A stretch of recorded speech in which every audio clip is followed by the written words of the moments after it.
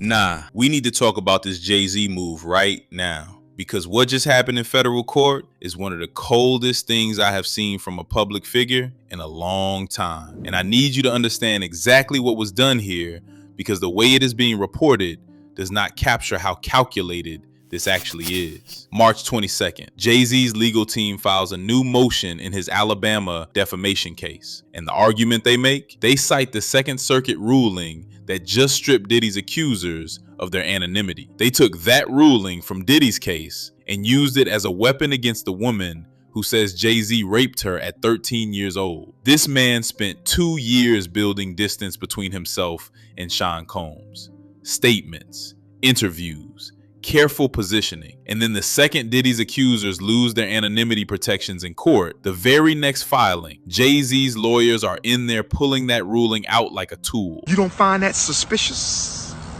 The mask did not slip by accident. This is who he is. And the receipts go back further than last week. Let me show you everything. Let me tell you what actually happened here, because the headline version does not do this justice. February 2025, Jane Doe drops her lawsuit against Jay-Z voluntarily with prejudice. You know what with prejudice means? It means she cannot refile. It means that case is dead. It means Jay-Z walked out of that situation without a single mark on him legally. He won. Clean. No trial, no deposition, no discovery, nothing. Sensational. Most people in that position, you take the W, you go back to your life, you let the story fade. The internet moves on in 2 weeks. That is the play. That is what smart people do. Jay-Z filed a $20 million defamation lawsuit against her 30 days later. Think about that. She dropped it. He escalated. The woman who accused him gave up her legal fight, and he responded by taking her to court in a completely different state. That is not a man who feels vindicated. Vindicated people go home. That is a man who wants to finish something. And the something he wants to finish, that is where this story gets uncomfortable. Because you do not spend $20 million chasing someone who already lost unless the goal was never really about the money. So why Alabama? Jay-Z lives in New York. He works in New York. She filed her original lawsuit in New York. His entire empire is based in New York. If this defamation case was just about clearing his name, you file it in New York. You file it where you have home court. You file it where your lawyers know every judge in the building. He filed it in Alabama, a federal court in the Northern District of Alabama. His legal team chose that jurisdiction deliberately. You start asking why, the answer is not complicated. It is actually very simple. Alabama defamation law is significantly harder for a plaintiff to win under than New York law. The legal threshold she would need to meet to defend herself is higher. The discovery process works differently. The burden shifts in ways that favor the person doing the suing. In plain language, he picked the court that makes it hardest for her to fight back. And she is not a celebrity. She is not a public figure. She does not have a legal team on retainer. She has a lawyer who took her case. Jay-Z has a firm. This was never a fair fight. The jurisdiction choice made sure of that before the first filing was even submitted. But even that, even the Alabama move, is not the coldest thing he did in this case. Let's go back to October 2024, because you need to hold the full picture in your head before we get to what just happened last week. The original lawsuit, filed by attorney Tony Busby in New York. Jane Doe alleges that in September 2000, at an after party following the MTV Video Music Awards, Jay-Z raped her. She says she was 13 years old. Now, these are allegations. The lawsuit was filed. The lawsuit was later dropped. Nothing has been proven in court. That is the legal reality, and it matters. But here's what is also real. Jay-Z's response. Within hours of that lawsuit dropping, he puts out a public statement. And in that statement, he does something very specific. He says, and this is a quote from his own words, that he only told his wife about this because he did not want their daughter to find out from someone else first. He brought his daughter into it on purpose in the first statement. Think about the framing he chose. Not, this is false and here are the facts. The first move is, I had to protect my child from hearing about this. That is an emotional play. That is a father's pain weaponized as a public relations tool, and it worked. The internet felt for him. Hold that image of the protective father in your head, because in about 60 seconds, I am going to show you what that same man did when a judge told him no. December 2024, 2 months after the original lawsuit drops, Jay-Z's legal team files a motion to unmask Jane Doe. They want her name. They want her identity made public. They want the anonymity protection stripped. The judge says no. Not maybe, not let's revisit this later. No. She stays anonymous. Motion denied. Now I need you to understand what that moment means. A federal judge looked at the arguments from one of the most expensive legal teams money can buy and sided with a woman whose identity we still do not know. That is not nothing. Judges do not deny motions from Jay-Z's lawyers as a formality. So what does a man do when a federal judge tells him no? If you are actually focused on clearing your name, you keep building your defamation case. You let the legal process work. You trust that the truth comes out through discovery and depositions and courtroom arguments. What you do not do is spend the next 14 months looking for a different angle to get the same result the judge already denied you. But that is exactly what happened. Because when the Second Circuit issued its ruling on Diddy's accusers in March 2026, Jay-Z's lawyers were in that decision the same week, pulling out the specific language they needed to come back and try again. He did not accept the judge's answer. He went shopping for a better one. And the store he found it in? Sean Combs' federal case. Here is the part of this story that most people skipped over when it broke in September 2025. And it is important because it shows you exactly what the human cost of this legal strategy actually looks like. Jane Doe's legal team filed a declaration from her psychiatrist, a doctor, someone who has actually treated this woman. And the declaration says in clinical language in a federal court filing that forcing her into public view would be catastrophic for her mental health, that the exposure could destabilize her recovery in ways that are serious and lasting. That is a doctor saying this could genuinely break her. Jay-Z's legal team's response? They pointed to her social media activity. They argued that a woman who posts on social media cannot simultaneously claim that public exposure would be damaging to her mental health. They used her Instagram against her psychiatrist's medical opinion. You are so dumb. You are really dumb. For real. Let that land. Her doctor filed a declaration in federal court saying exposure could be catastrophic. His lawyer said, "Have you seen her post though? This is what a machine looks like when it is running. This is not passion. This is not anger.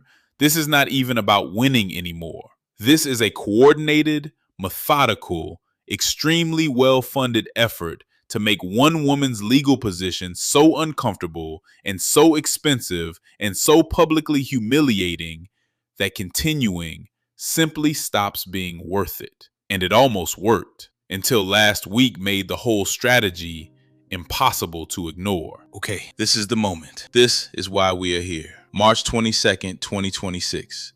The Second Circuit Court of Appeals issues a ruling in the civil cases connected to Sean Combs. The ruling says that the women who accused Diddy cannot remain anonymous in those proceedings. The anonymity protections are stripped. That ruling is reported everywhere.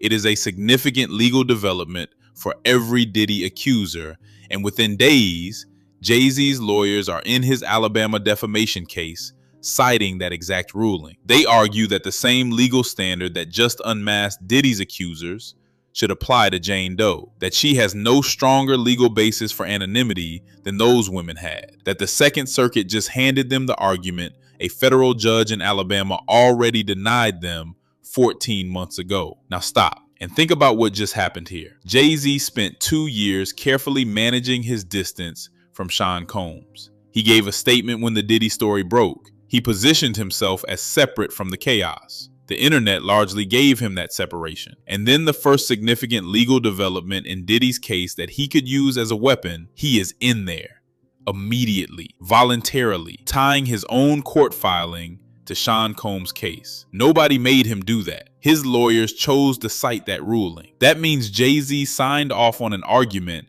that puts his name and Diddy's name in the same legal document on purpose, because getting this woman unmasked was worth more to him than maintaining the distance he spent 2 years building. The mask did not slip by accident. You do not accidentally walk back into a predator's courtroom to borrow his loss as a weapon. That is a choice. That tells you exactly how much he wants this done. And the question you have to sit with now is, why? Here's what I need you to understand. This is not the first time this machine has moved like this. If you have been watching this channel, you already know about the Roc Nation schemes. The way artists get locked into deals that sound like opportunity and turn into something else entirely. The way people who speak up about Jay-Z or Roc Nation tend to find themselves in legal situations that are expensive, slow, and exhausting. The pattern is not new. The target is new. Because here's what the machine actually does. It does not need to win in court. Winning in court is expensive and unpredictable. What the machine does is make the cost of fighting back higher than the cost of giving up. Think about who Jane Doe is in this situation. She is not a celebrity. She does not have a label deal or a publishing advance or a management company behind her. She has a lawyer. Jay-Z has a firm with offices in multiple cities and a client who can fund litigation indefinitely. Every motion costs her money. Every filing costs her time. Every time his lawyers find a new angle, the Alabama jurisdiction, the Psychiatrist declaration, now the Diddy ruling, she has to respond. She has to pay someone to respond. She has to keep showing up to a fight where the other side never gets tired and never runs out of money. That is not a legal strategy. That is a war of attrition dressed up in legal language. I mean, it's all right. Like, overrated as in my opinion. I mean, and you know what though? That's typically how the bullshit goes. You feel me? And the reason it works, the reason it has always worked for people with this kind of institutional power is because most people break before the machine does. Most people stop. Most people decide that their mental health, their finances, their privacy, their family, all of it is worth more than continuing. And when they stop, the machine gets to call that a win. The question is whether Jane Doe stops. And the question after that is, how many people already did? Let me tell you why this story matters beyond Jay-Z. Because it does. It matters in a way that goes further than one lawsuit in Alabama. Jay-Z's image was never just about music.